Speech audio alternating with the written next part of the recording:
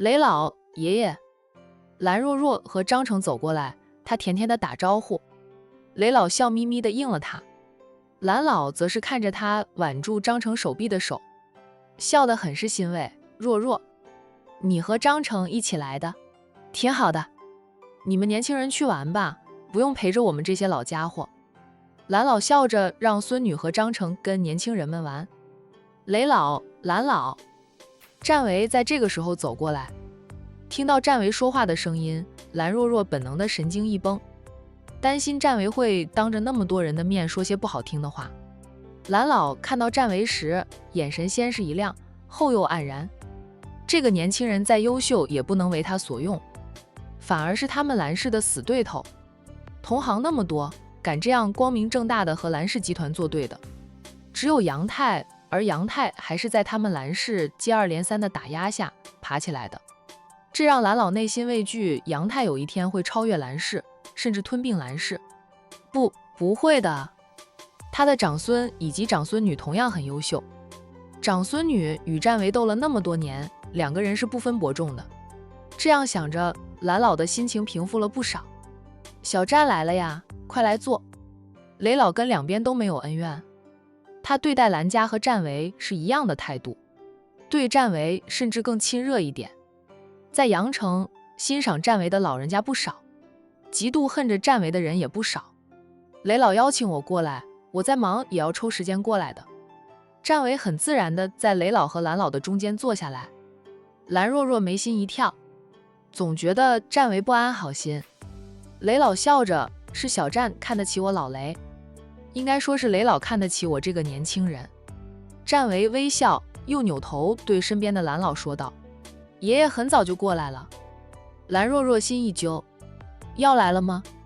家混蛋准备告状。张成忽然握了一下他的手，轻声说道，若若，我们先坐会儿，陪你爷爷说说话吧。好。两个人便找位置坐下来，离两位老人家不远。战总还是叫我蓝老或者蓝董吧，听你叫我爷爷，我心里不平衡，因为我不是你的爷爷，我嫉妒你的爷爷。战维敛起了轻笑，说道，我爷爷已经去世多年，看到蓝爷爷，我倍觉亲切，总觉得你就是我的爷爷一样。你老人家的年纪是比我爷爷小了点儿，但我叫你爷爷倒也合适的，他就比蓝若若大了2岁，比蓝东晓还小2年呢。尊称蓝老一声爷爷，完全适合。爷爷，有件事我还要告诉你。战维忽然附到蓝老的耳边，小声说道，数天前，若若当着很多人的面，也当着我大嫂的面，叫了我老公，他没有见过我大嫂，还误会了我和大嫂，吃醋的打了我一巴掌。我向他解释清楚了，才和好如初的。若若都叫我老公了，我自然要跟着他一起尊称您老人家一声爷爷。蓝老瞪大眼，不相信若若会叫战维老公，就算叫了战维老公，战维也不该是这样的态度呀。他不是应该生气，然后报复若若的吗？爷爷，我说的都是真的，您老不相信的话，等回到家里，你再私下问问他，我是不会欺骗爷爷的。蓝老看向了坐在不远处的孙女，蓝若若在爷爷看过来时，就猜到战维对爷爷说了什么。他主动解释，爷爷不管战维说什么，都是胡编乱造的，真正的事实等回家我再和你说。战维坐正了身子，笑着对蓝老说道，爷爷，你看若若紧张了，她心虚，不过现在不宜说这些。他要了一杯酒，举杯就向两位老前辈敬酒。雷老和蓝老面前都放着一杯酒，他们喝过2口的。见战维举杯敬酒，两人不约而同端起了酒杯，与战维碰了杯。战维一饮而尽后，对两位老人家说道，雷老爷爷，我已经干了，你们随意便可。两位老人家只是浅浅地喝了一口，放下酒杯后，雷老故意说道，小战，你这是厚此薄彼啊，怎么忽然尊称老蓝做爷爷，却还是叫我雷老的？战维笑，雷老，不好意思哈，这个称呼的问题，迟点你就知道原因的了。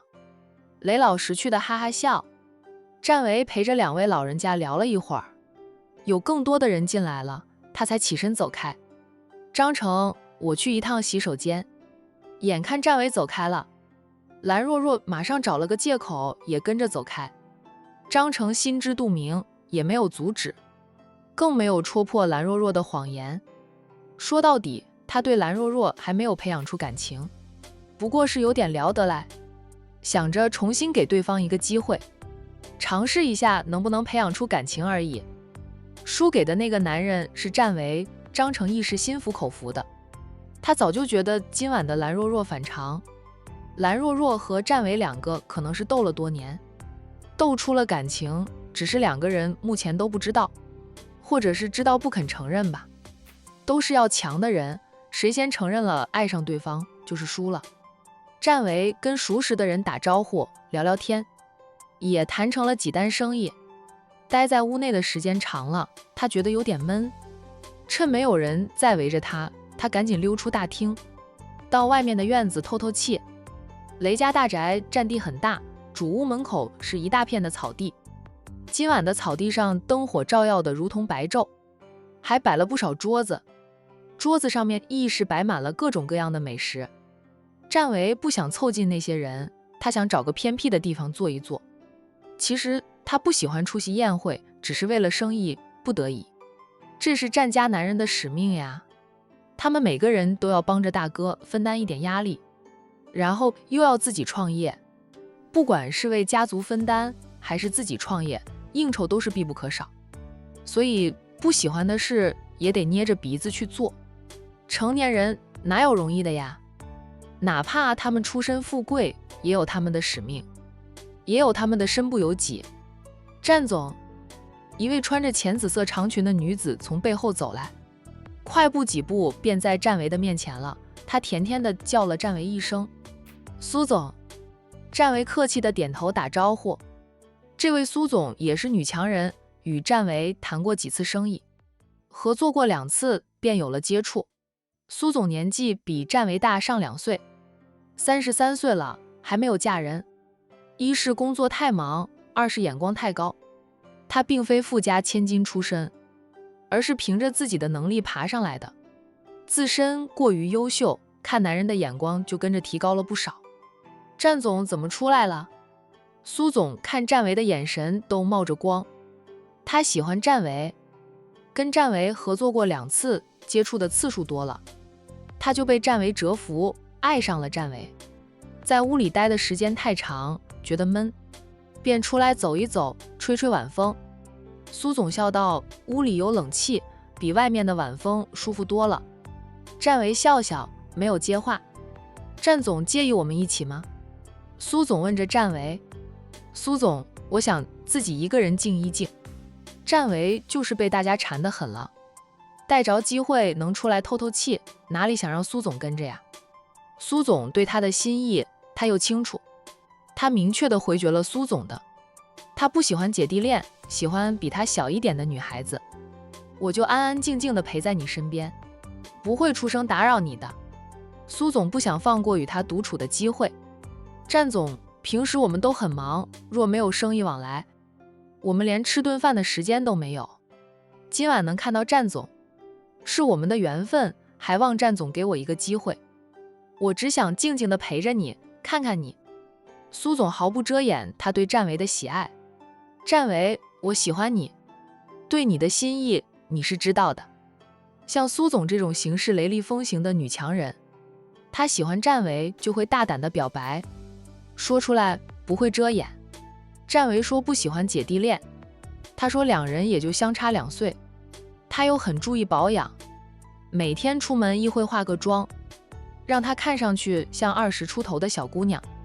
苏总，谢谢你的喜欢，记得我也和苏总说过，我对苏总没有那种意思，我也不喜欢姐弟恋。战维好脾气地说道，苏总是个很优秀的女人，一定会遇到更优秀而又喜欢你的男人的。我对苏总没有那种意思，还望苏总不要纠缠。苏总不死心地说道，战维，我们就差了2岁而已，大我1天都是比我大，更不要说大了我2岁。我是喜欢年纪比我小一点的女孩子的。苏总，谢谢你的喜欢，但我真的无以为报，无法接受你的喜欢。战维举起自己手上的那杯没有喝完的酒水，朝苏总晃了晃，然后越过苏总就要走。战维，苏总转身看着他的后背，再次叫住他：“你喜欢蓝若若是吧？”战维转过身来，依旧保持着微笑，说道：“苏总，这种事须等我和蓝若若真正在一起，公开了恋情，才能拿出来说说的。在我和他都没有在一起的实情时，你这样说就是毁了我和蓝若若的名声。若是我们追究下去，你还是要负一点责任的。”苏总噎了噎后问道：“是因为他比我小几岁，还是因为他出身豪门世家，而我只是普通家庭出身？正所谓英雄不问出处，我是不在乎强者的。出身的苏总是个非常优秀的女人，我平时也很敬重苏总，不管苏总是什么出身，苏总都很优秀。况且苏总这样的比很多豪门千金都优秀呀，因为苏总是凭着自己的能力一步步走到今天的，着实让人敬佩。苏总现在的身家也有好几千万的了，从一个小山村走出来的人，属于非常成功的人。他现在住小别墅，开豪车，存款还有几千万，还未婚的他过得是很潇洒。听说苏总也给父母在老家的县城买了一栋小别墅，让父母和兄弟们居住。他帮扶原生家庭的就这么多，兄弟叔侄想要更多就没有了。他还算拎得清，没有让自己成为原生家庭吸血的对象，不做伏地魔。还有我和蓝若若是对手的关系，在阳城，我想没有人不知道我和蓝若若是什么关系的了。苏总还是别乱说的好。苏总却说道：“战维，你可能自己都不知道，你看蓝若若的眼神是不一样的，是，你们俩是死对头，但你们彼此间又有着相惜之意。”战维黑眸闪烁，说道：“当局者迷，旁观者清，我若在局中，的确是看得不清楚，你旁人看得要清楚很多。既然苏总看出我对蓝若若不一样，那苏总何必再纠缠于我？苏总之于我来说是朋友，是合作伙伴，我们可以一起赚钱，但没有办法成为恋人。他并不讨厌苏总，也欣赏苏总的能力，仅是欣赏，并无男女的喜欢。”苏总静静地看着战维，几分钟后，他也举杯向战维致歉，说道：“我明白了，战维，我们以后还是朋友，若有合适的项目，我还是乐意和你们公司合作的。谢谢苏总看得起我们杨泰，但愿以后还能有机会合作，并且合作愉快。”战维向苏总伸出右手，两个人大大方方地握了握手，苏总便转身离去。他难得对一个男人动心的，奈何那个男人的心不在他身上。他尝试过了，没有收获，对方依旧拒绝他，那他也就不必纠缠下去了。相信以他的优势，想找一个优秀的男人还是可以的。当然了，他这么优秀，他的男人就要比他更优秀，他才看得上。若是没什么用的，他宁愿自己一个人过。不过阳城商界的那些老总们，98%都是已婚的，很多已经是50-60岁的人，年轻一点的也都有40出头，30出头的很少很少，未婚的就更少了。所以他才会对战维动心。战维不仅能力强、年轻，颜值也超高，真的像电视剧里的那些霸总一样。可惜战维不喜欢他，酱扭的瓜儿不会甜，他不会勉强战维，以后就做朋友，做合作的伙伴吧。他也想看看战维最后是否会和蓝若若在一起。蓝若若是蓝家的千金，出身豪门，她优秀，苏总一点都不羡慕。像蓝若若出身那么好，若是不优秀，都对不起老天爷给她的好出身。战维是外地来阳城打工的，混到今天成了一位老总。在苏总看来，战维跟他是一类人，而他们这种打工仔，就算混出头了，想融入真正的豪门还是有难度的。如果战维真的喜欢蓝若若，在蓝家那里碰了钉子，说不定战维会想起他的好。豪门媳妇不好当，豪门的女婿同样也不好当的，会被人家防贼似的防着，想融入岳家的生意圈更是难上加难。而战维所在的杨泰与蓝氏集团又是同行，同行相忌，所以战维和蓝若若是很难有结果的。当然了，战维喜欢蓝若若，总要让她去碰碰钉子，碰壁了才会想到她的好，他可以再等上1-2年，等战维碰钉子了，他重新追求一下战维，说不定那个时候战维认了命，也被蓝家杀了他的傲气，他就会选择跟他一样都是打工出身的他了。战维不知道苏总想了那么多，在苏总走后，战维继续去偏僻的地方找了个位置坐下来，总算安静些了。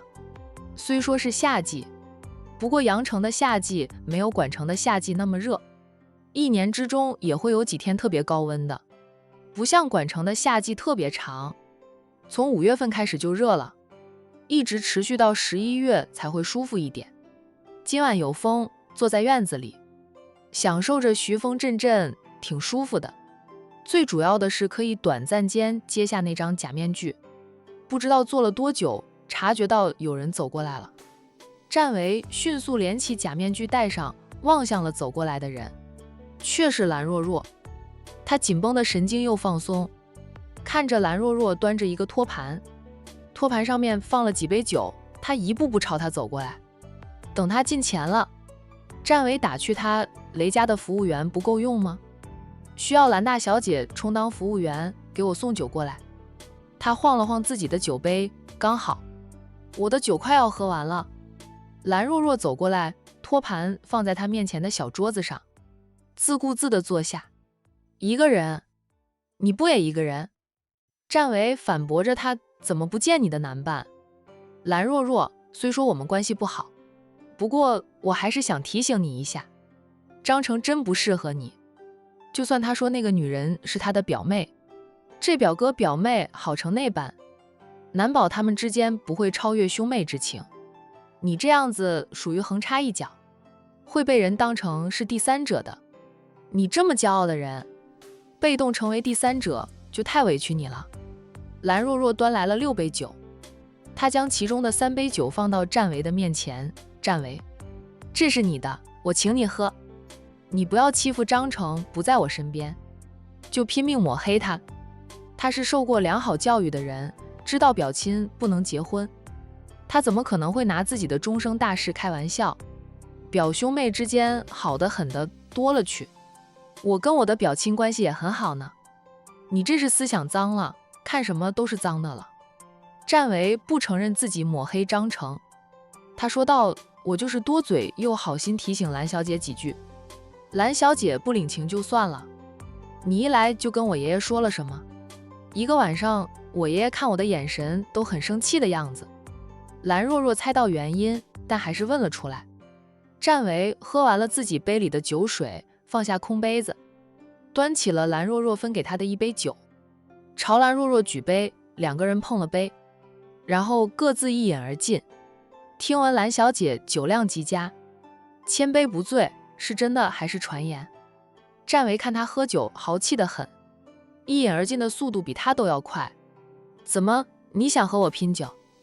蓝若若挑着眉问他，你怕是喝不过我，跟我拼酒的人往往都被我喝趴了。战维笑道，那么厉害，我还真不敢和你拼酒，怕我醉了成为你的笑柄，次次被你拿出来笑话我。蓝若若哼了2声，就知道你没有胆量和我拼酒。说，你跟我爷爷说什么了？我预感今晚回家，我爷爷会骂死我。蓝若飞再次质问着战维，要战维回答。战维笑了笑，说道，我说过，看到爷爷的时候会向爷爷告状的。战维，你厚颜无耻，那是我爷爷，不是你的爷爷。你叫我老公，等于说咱们是夫妻，那样的话，你爷爷就是我爷爷了。我爷爷去世多年，我也想重新有个爷爷可以叫一叫。你有爷爷，我们共享一个爷爷正好。蓝若若气得都想一杯酒水泼过去，这个男人太无耻了。战维，我是打了你的一巴掌。对啊，我如实告诉爷爷了，说我大嫂来阳城旅游，你看到我招待我大嫂，误会我和大嫂了，就当众叫骂，打了我一巴掌。战维，你就差那顿饭吗？他不过是拒绝了请他吃饭，他就真的去爷爷那里胡说八道。爷爷当真的话，他怎么办？战维，臭不要脸的！我不差那顿饭，但你的赔礼道歉，我不满意，我觉得你该请我吃饭，才算是诚心诚意道歉。蓝若若深吸几口气，妥协地道：行，明天中午我请你吃饭，在阳城大酒店，菜随便你点，酒随便你要。战维似笑非笑地说道：现在不是顿饭能解决得了，你拖了这么多天，总要算上利息吧？一天就算10天的利息，这利滚利的，你得请我吃上1个月的饭才行。蓝若若俏脸一黑：战维，你还能再无耻一点吗？能呀，那你就对我负责吧，毕竟你都叫了我老公，这老公可不能白白叫的。蓝若若先是气得脸色黑黑的，很快她又笑了，她向战维伸手，战维挑眉看她，不明白她伸手是什么意思，让他拉他的手吗？战维这样想着，就马上行动了，伸手就握住了蓝若若的手，还摸了2把，夸赞地道：你脾气那么坏，这双手倒是柔软可爱。你脾气才坏，又占我便宜。蓝若若用力地抽回了自己的手，皮笑肉不笑的：战维，你说叫了你老公，老公是不能白叫的，我觉得你这话说的对极了，的确不能白叫做老公的，给老婆1点零花钱，好应该吧？我看上了好几套珠宝，还有好几个限量版的包包，还有不少漂亮的衣服，老公要给钱我买吧。战维嘴角抽了抽，这女人脑瓜子转动的真快啊，这么快就让她处于劣势了。